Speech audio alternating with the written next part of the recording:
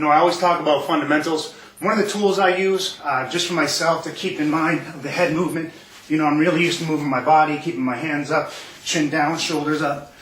One of the things that we tend to do is leave the head steady. When we're moving, we tend to stand still, which what I've done is taken the speed bag and basically turned it into a slip bag.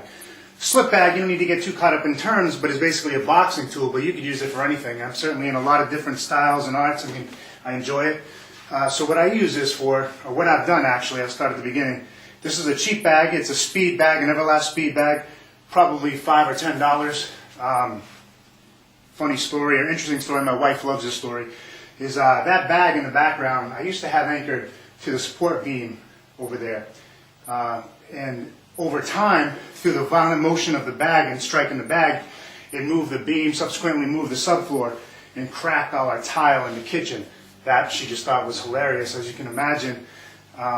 So then it came to me, I should probably get a bag stand. So after replacing the tile, I got that bag stand, and with that stand came this cheap bag. But again, I think $5, $10, you could probably buy one of these. I removed the bladder, pretty hurtful. Filled it with rocks from my backyard. You could probably use sand, probably be a smarter idea. Just didn't feel like buying sand, and rocks were there, so I used it.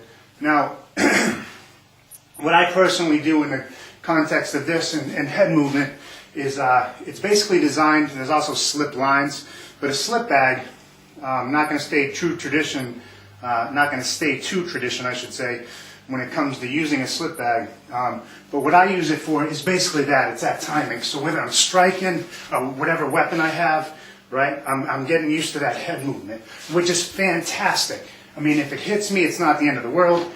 Certainly not comfortable, filled with rocks. Again, it's going to keep me going. Now, I can't see, per se, this bag when it's coming, so it's timing, right? I know it's there, boom, boom, boom, I'm moving.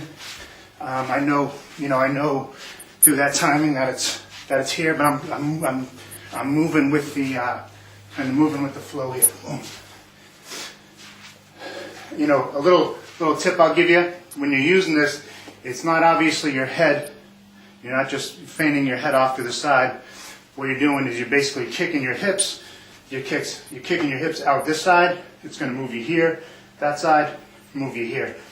So if it's coming in, hip, out, hip, out.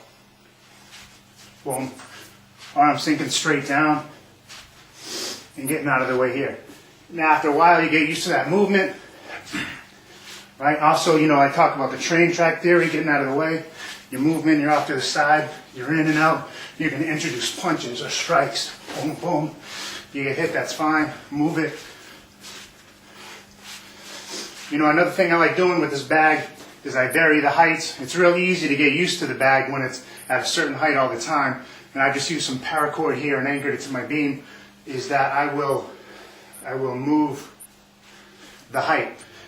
Put it nice and low, about chest level, and then that really gets me used to having to move my whole body offline. So not all that comfortable sometimes when it's coming here, but again, I have to get out of the way, and then I'll move in. So again, quick little thing called a slip bag. You make your own out of a speed bag. Just a phenomenal tool. So I was using it this morning. Boom, boom, boom. Thought I'd share.